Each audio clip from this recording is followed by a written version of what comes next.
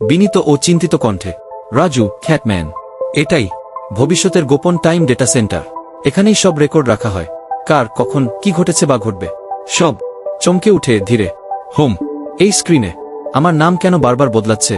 চোখ বড় করে ফিসফিস করে, কখনো বেনু, কখনো রেজু, কখনো নামি নেই। কে এসব করছে? হঠাৎ যান্ত্রিক শব্দ, কম্পিউটার চালু হয়। হঠাৎ পুরনো একটি কম্পিউটার নিজে থেকেই চালু হয়ে যায়।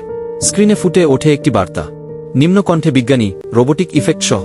ভবিষ্যতের বিজ্ঞানী রেজ, যদি তুমি এটা দেখছো, তবে সময় শেষ হয়ে যাচ্ছে। তুমি শুধু একজন ছেলে না, তুমি এই টাইম মেশিন প্রকল্পের কেন্দ্রবিন্দু।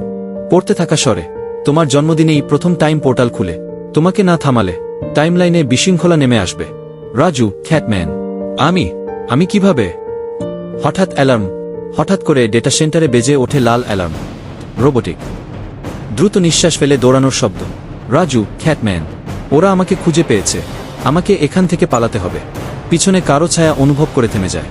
কিন্তু এই ছায়া, কে ওটা? কে আমাকে অনুসরণ করছে? মুখোশধারী, গভীর কণ্ঠে, রহস্যময়ভাবে।